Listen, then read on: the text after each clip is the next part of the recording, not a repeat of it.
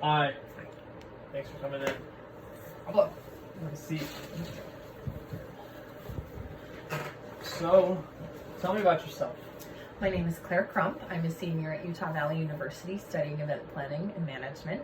I've been told by friends and family that I have a certain wow factor for parties Nice. and events that I plan, and I hope to bring that wow factor to the industry eventually, but for now I want to learn more before I jump right in by myself, so I'm excited to learn and grow in the industry. So you're trying to get your toes wet. Kind of Exactly. thing? Okay, awesome. Well, just some questions. What was the most useful criticism you ever received from a media supervisor? I would say you're too slow.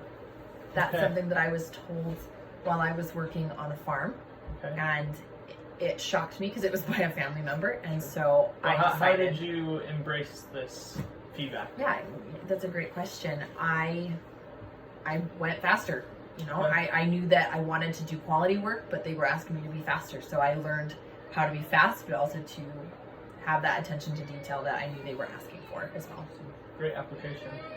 Can you recall a time when you were less than pleased with your performance, and what did you do about that?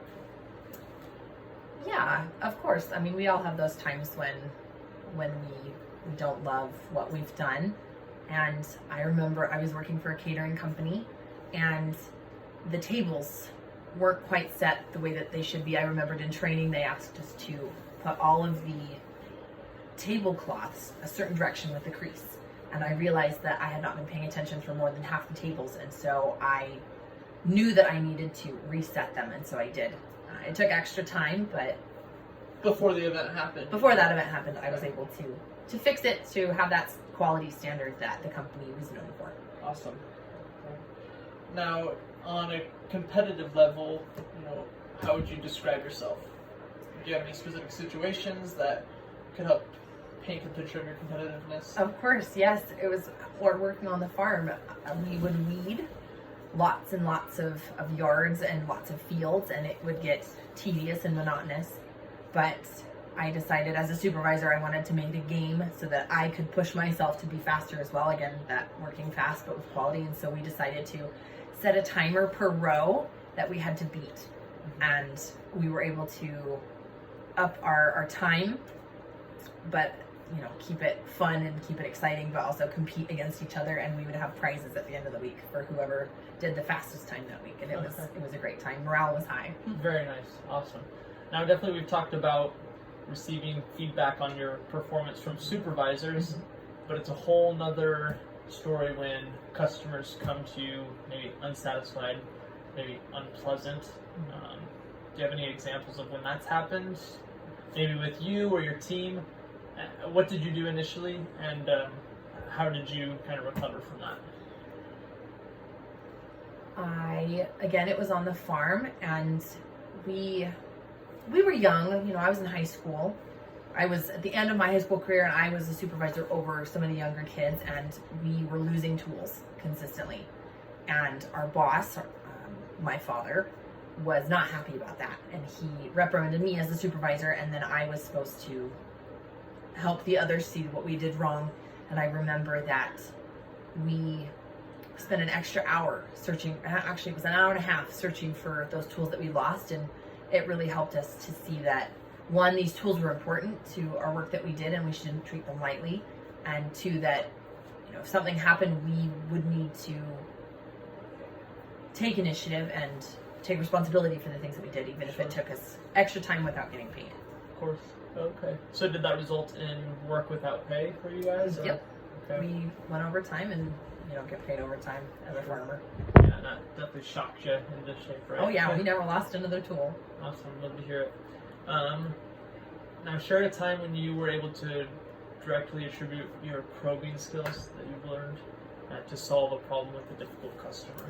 Yes, and that question always reminds me of not necessarily a customer, but I have family members who have autism. My little nephew Daniel, he is 5, and with autism, it's really hard to understand exactly what they want.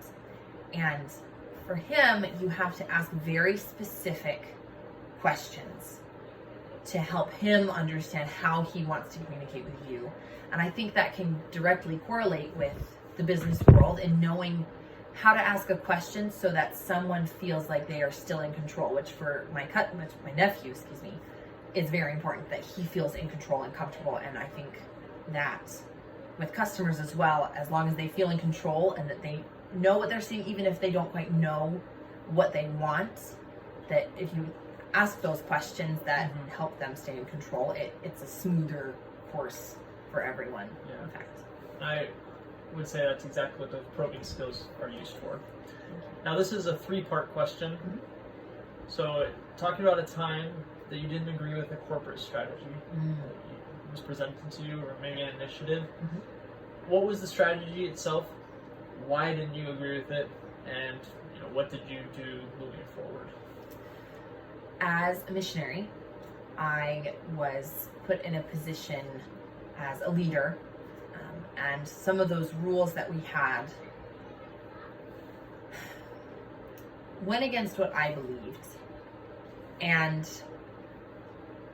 sometimes that's really hard. A lot of times it's really hard if you don't believe something that is in place.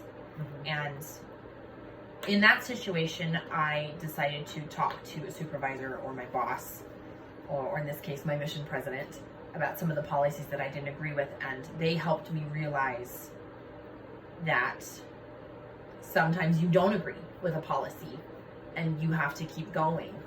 Some of the policies that I didn't agree with, he agreed with me that maybe they're a little outdated and that we should look at them and review them, and see what we can come up with as a mission to better apply the principles and policies that we had.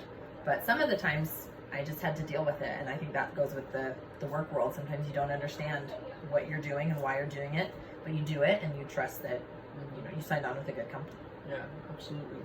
Now, you've already talked about some of the extraordinary things that you participate in, how those work. But if you were to sum it up quickly, what do you offer, and how do you feel, or what sort of things you offer that make you above the average employee? What do you bring to the table? Like I said in the beginning, I tend to bring a certain wow factor. I think about those tiny details that most people only subconsciously realize. I love that small detail, that small twinkle light, that especially in the event world. Sure. That someone walks in the room and they just gasp. They don't comprehend the exact thing that they're seeing. It's so exciting. It's so new. It's so different. And I push myself to know those things that are going to wow and that are in style. And I think that my dedication to my work, I am definitely what you would call a perfectionist, which can be good and bad at times. Of course. But I have made it a strength of mine to push myself to find those new things, to pay attention to that tiny detail, to make sure that those tablecloths are, all facing north, the creases facing north. And it really adds, it makes it seem like the quality of your work is much higher, and it is. Absolutely. And if you could just give an example of a time when you successfully persuaded your peers to change their minds, follow your recommendations, maybe to achieve this wow factor. Yeah, that's a great question. The time that I can recall is working, again, as a farm supervisor for those high school kids. A lot of times they were slow, they were ready to go home, they were, they had homework, they had sports, they had things like that. And so they would rush through their work, and we'd have to go back and do it again, which was frustrating for everyone because we wanted to be done when work was over. But I was able to explain to them that, look, when you pay attention to the details the first time, then you don't have to go back, And as a supervisor, that they could always come to me for any questions, for any clarifications, and that I would be able to help them do that. And so we were able to, 1, pick up the pace, and 2, reduce going back to redo our work because it was done right the first time. And so you would say it resulted positively? Of course, yeah. Awesome. It was a fun summer. Cool.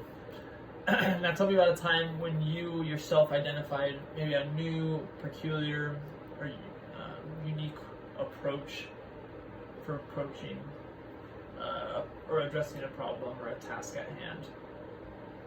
That's a great question. Let's see. Working for a large venue, I was setting up the room, and a room where there was messy things that were going to be involved, and the venue owner was very particular about his floors. And I was tasked with finding a solution, and my solution was butcher paper. And so we were able to, before we moved all the equipment in for this, it was a kind of a move around bakery. So it was a bakery, but never in a set place. So we had ovens, we had bowls, we had flour everywhere, and so we were trying to keep it clean. And so this butcher paper was able to protect the floors, but still keep the bakers safe because their feet wouldn't slip. There was no way that they would slip, and so that was kind of a unique solution that no one had thought about. Everyone thinks about it with painting, but not necessarily with the culinary world. So it was very helpful. Tell me about a time you showed initiative.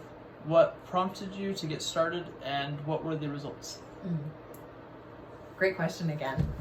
Thank you. A time that I showed initiative was, honestly, it was right before COVID hit.